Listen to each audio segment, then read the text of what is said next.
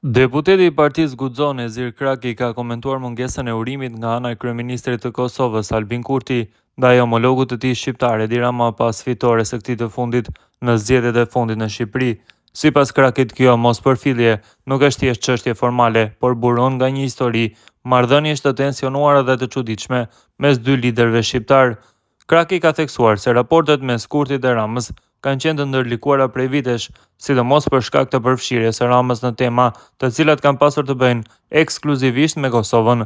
Ai vlerëson se kjo përfshirje ka qenë jo vetëm e panevojshme, por edhe e dëmshme për pozitën e Kosovës në skenën ndërkombëtare. Raportet është e vërtet që kanë qenë të çuditshme këto vitet e fundit, sepse implikimi apo përfshirja e Ramës në tema që kishin lidhje ekskluzivisht me Kosovën e ka çorientuar dhe e ka defaktorizuar Kosovën në raport me Amerikën, me Europën dhe me Serbinë. Ky ka qenë një implikim i disfavorshëm për ne si Kosovë dhe normalisht indirekt i disfavorshëm edhe për faktorin shqiptar në Ballkan, ka deklaruar deputeti Kraki. Sipas tij, roli që Rama ka luajtur në nisma të ndryshme rajonale është parë me skepticizëm në Prishtinë, pasi shpesh është konsideruar si mbështetje për procese që mund ta dëmtojnë interesat e Kosovës dhe të favorizojnë Serbinë. Kraki vlerëson se kjo ka krijuar një endek mes dy qeverive dhe ka ndikuar në mungesën e bashkëpunimit të ngushtë mes tyre, gjë që nuk i shërben interesit të përbashkët kombëtar. Megjithatë, deputeti i Partisë Guxo shpreh shpresën se në mandatin e ri, Rama do ta rishikojë qasjen e tij ndaj Kosovës dhe do të punojë për ndërtimin e një marrëdhënie më të balancuar e konstruktive me qeverinë në Prishtinë.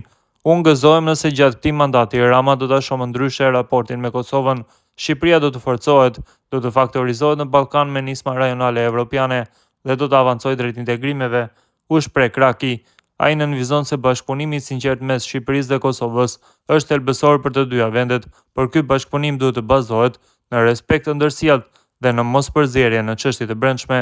Sipas tij, ndërhyrjet e Ramës në të kaluarën kanë krijuar një perceptim të paternalizmit ndaj Kosovës, gjë që ka ngjallur reagime negative në opinionin publik kosovar. Në përmbyllje, Kraki tha se megjithatë ekziston mundësia që raportet të përmirësohen nëse ka një reflektim të sinqert dhe një angazhim për bashkëpunim të barabartë dhe të ndershëm. Ai tha se shqiptarët në të dyja anët e kufirit kanë nevojë për lider që punojnë bashkë për të ardhmen e përbashkët dhe avancimin e interesave kombëtar në arenën ndërkombëtare.